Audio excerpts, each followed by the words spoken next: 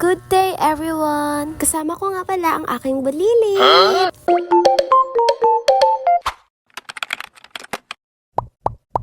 Good day, good day, good day, good day everyone! Haba naman nun.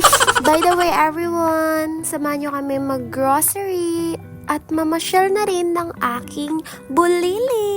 At ayan, alam kong paubos na nga yung tali niya sa buhok. At ayan, bago kami mag-grocery mga sisi ko, ay ayan, naalala kong wala na palang pantali sa buhok itong baby girl ko. Kaya ayan, namasyal lang kami, nag-window shopping, pero hindi naman bibili. Talagang grocery at pantali lamang po sa buhok talaga ang sadya namin dito. Pagkatapos namin po bumili ng pantali ng buhok or sanreo, ay ayan at bumababa na nga kami kasi mag-grocery na kami. Ayan, hinarap pa nga ang mannequin, hindi takot.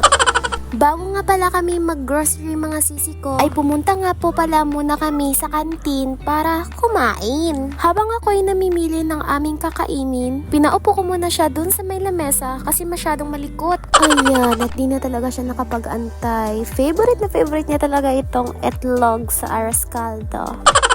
Tamang kain lang kami dyan, pero kahit sa pagkain ay napakalikot niya pa rin. Sobra. Ayoko na. Huy, wag! Baka ibalibag ka ng anak mo dyan.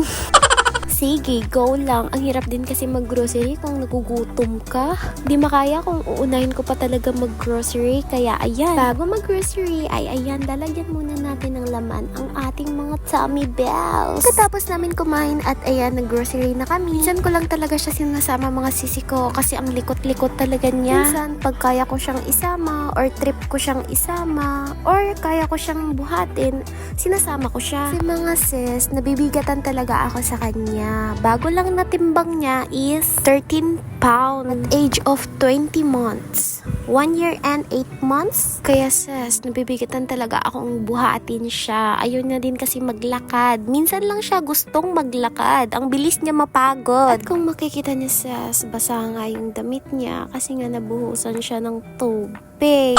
So, ayun mga sisi ko, tamang grocery lang dyan. Tamang kuha ng mga pagkain importante sa tindahan. And ayun, kanina pa talaga tinuturo ng baby girl ko na kumuha daw kami. Huy! Anong kami? Ako lang, di pa nakakapagsalita. Ayan. Yun lang. Bye-bye!